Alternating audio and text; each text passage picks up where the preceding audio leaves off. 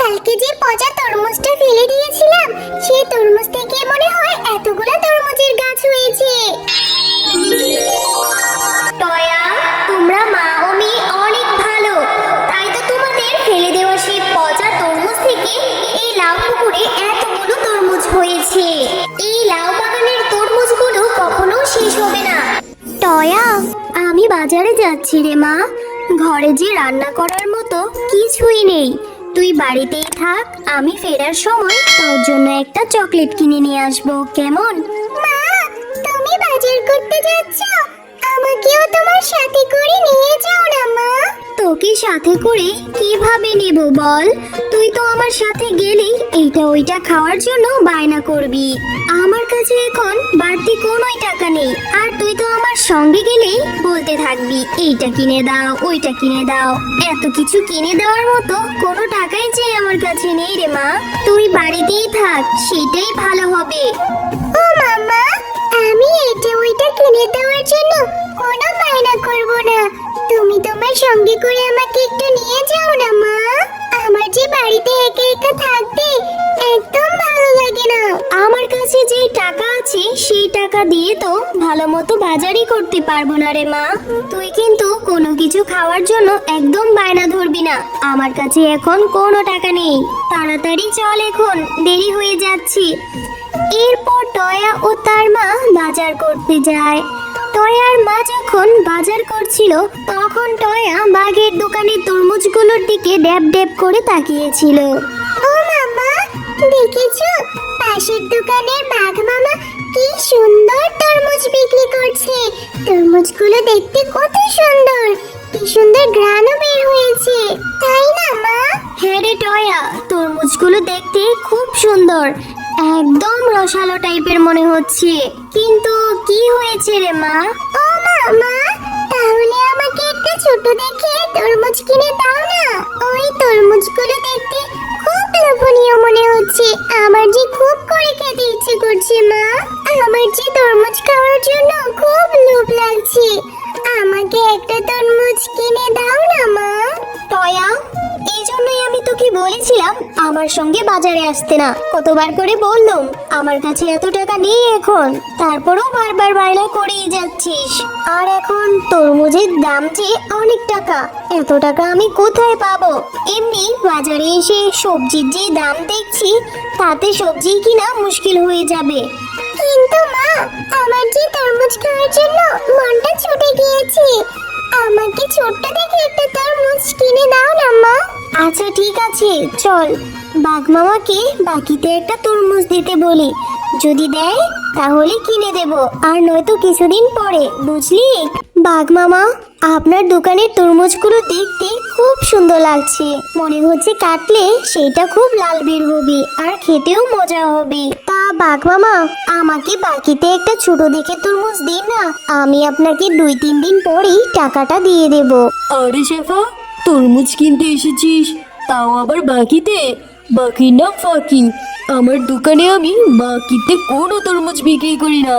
নিলে নগদ 400 টাকা দিয়ে 1 কেজি একটা তরমুজ কিনে নিতে হবে। আগে 400 টাকা দিয়ে তারপর তরমুজ কিনে নিয়ে যা। আমার দোকানে আমি কোনো বাকিতে বিক্রি করি না রে। বাঘ মামা, আমার মেয়েটা যে তরমুজ খাওয়ার জন্য খুব বায়না করছে, আপনি না হয় ছোট দেখি একটা তরমুজ দেন না বাঘ মামা। আমি 2-3 দিন পরে এসে আপনার বাকি টাকাটা দিয়ে যাব। আরে শেফা, তুই তো বড্ড জ্বালাচ্ছিস, যা তো এখান থেকে, ডিস্টার্ব করিস না। আমাকে নতুন একটা কাস্টমার ধরতে দে। আমি বাকিতে কোনো তরমুজই বিক্রি করি না। টাকা নিয়ে এসে তবেই আমার থেকে তরমুজ কিনে নিয়ে যাবি।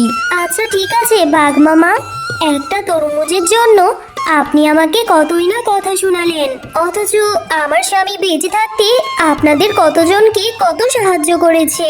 দিতে হবে না আপনার বাকিতে তরমুজ, আমি আমার মেয়েটাকে নিয়ে এক্ষুনি চলে যাচ্ছি। এরপর শেফা শিয়ালিনী তার মেয়ে টয়াকে নিয়ে সেখান থেকে মন খারাপ করে চলে যায়। মা, তোমার রান্না করতে তো এখনো অনেক সময় বাকি আছে, ততক্ষণে আমি একটু বেলির সঙ্গে খেলা করে আসি। তাড়াতাড়ি চলে আসবো মা। টয়া, তুই না বললি তোর অনেক ক্ষুধা লেগেছে, এত ক্ষুধা নিয়ে কিভাবে খেলবি? একটু পরেই যাস, এখন আর যেতে হবে না। হ্যাঁ মা, আমি তাড়াতাড়ি চলে আসবো। আর তুমি মন খারাপ করে আছো? আমি জানি তুমি আমাকে তরমুজ কিনে দিতে পারোনি বলে তোমার খুব মন খারাপ হয়েছে। তুমি আর মন খারাপ করে থেকো না মা। খুব বুদ্ধি হয়েছে। হ্যাঁ, মায়ের মন খারাপও বুঝতে শিখে গিয়েছিস। ঠিক আছে রে মা, আমার টাকা হলে আমি তোকে বড় ভালো দেখে তরমুজ কিনে দেব। তুই যা, এবার খেলতে যা, কিন্তু তাড়াতাড়ি বাড়ি ফিরে আসবি। বেলি, এই বেলি, তুই মাঠে খেলা করতে যাসনি কেন রে? চল চল, আমরা তাড়াতাড়ি করে মাঠে খেলা করে আসি। না রে টয়া, আমি এখন তোর সঙ্গে খেলতে যেতে পারবো না। আমার মা যে আমাদের বাড়ির পাশের পিছনের জমি থেকে তরমুজ উঠাচ্ছে। আমার মা আমাকে সাহায্য করতে যেতে বলেছে রে। আমি এখন আমার মায়ের সঙ্গে তরমুজ উঠাবো। বেলি, তোদের তরমুজ বাগান থেকে তরমুজ উঠাতে যাচ্ছিস? আমাকেও তোর সঙ্গে করে নিয়ে যা না। আমি তোর সঙ্গে তোর মাকে তরমুজ উঠাতে সাহায্য করব। যদি তোর মা আমাকে একটা তরমুজ দেয় তাহলে আমি সেটা তৃপ্তি করে খাবো রে। আচ্ছা টয়া, তাহলে তুইও আমার সঙ্গে চল।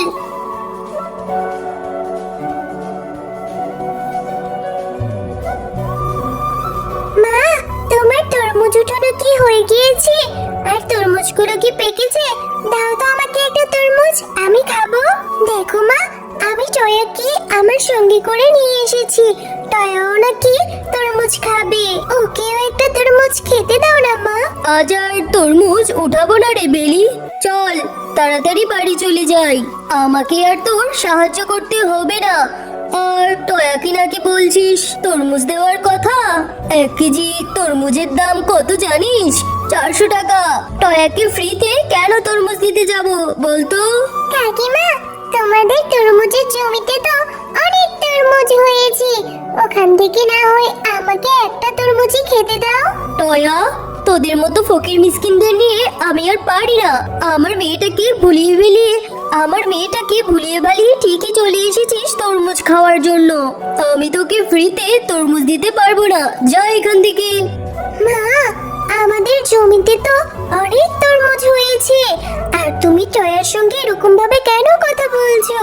ওরা তো অনেক গরিব, ওদের তো তরমুজ কিনে খাওয়ার মতো সামর্থ্য নেই। আমাদের এখান থেকে একটা তরমুজ দাও না মা।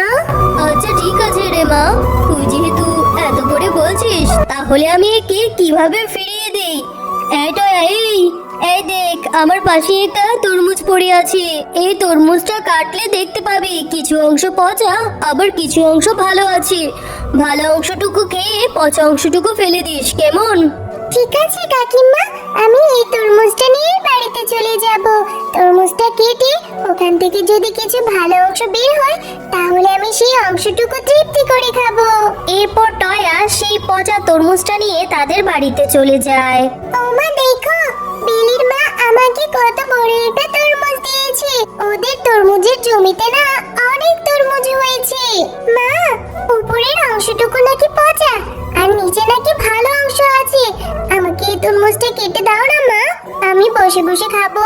টয়া, আমি সেই কখন থেকে তোর জন্য খাবার সামনে নিয়ে বসে আছি, আর বাঘিনী ভাবি তোকে একটা পচা তরমুজ ধরিয়ে দিল, আর তুই কিনা সেটা নাচতে নাচতে নিয়ে আসলি। মা, এই তরমুজটা তো পুরো পচা না। তরমুজটা কাটলে ওখান থেকে কিছু অংশ ভালো বের হতে পারে। মা, তুমি আমাকে তরমুজটা কেটে ওখান থেকে ভালো অংশটুকু দাও না, আমি মজা করে খাবো। টয়া, এত জেদ ধরিস না রে মা। এই পচা তরমুজ খেলে তোর পেটে সমস্যা হবে, আর পেটে সমস্যা হলে খুব অসুস্থ লাগবে, তখন ডক্টর ইনজেকশন দিবে। তুই চিন্তা করিস না রে মা, আমার টাকা হলে আমি তোকে ভালো দেখে একটা বড় তরমুজ কিনে দেব। তুই এখন এটা ফেলে দিয়ে আয়। আচ্ছা ঠিক আছে মা, আমি এখনই আমাদের বাড়ির সামনে লাউ পুকুরে এই তরমুজটা ফেলে দিচ্ছি।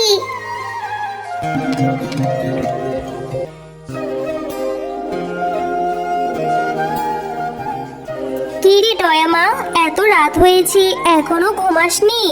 মন খারাপ করিস না রে মা, আমি তোকে কথা দিচ্ছি আমি টাকা জমিয়ে তোকে বড় দেখে একটা তরমুজ কিনে দেব রে মা। আচ্ছা মা, আমি আর মন খারাপ করব না। চলো এখন আমরা ঘুমিয়ে পড়ি। মা, দেখেছো আমাদের লাউ পুকুরে কত তরমুজ ধরেছে। মা, কালকে যে পচা তরমুজটা ফেলে দিয়েছিলাম সেই তরমুজ থেকে মনে হয় এতগুলা তরমুজের গাছ হয়েছে। টয়া, তোমরা মা ও মেয়ে অনেক ভালো, তাই তো তোমাদের ফেলে দেওয়া সেই পচা তরমুজ থেকে এই লাউ পুকুরে এতগুলো তরমুজ হয়েছে। এই লাউ বাগানের তরমুজগুলো কখনো শেষ হবে না। তোমরা যত ইচ্ছে তত তরমুজ এখান থেকে ছিঁড়ে খেতেও পারবে, আবার এখান থেকে তরমুজ নিয়ে বিক্রি করে তোমাদের অভাবও দূর হয়ে যাবে। আরে, এটা তো দেখছি জাদুর লাউয়ের বাগান। সত্যি, এবার আমার মেয়ের ইচ্ছেটা পূরণ হলো। আমার মেয়েটা এখন মন ভরে তরমুজ খেতে পারবে।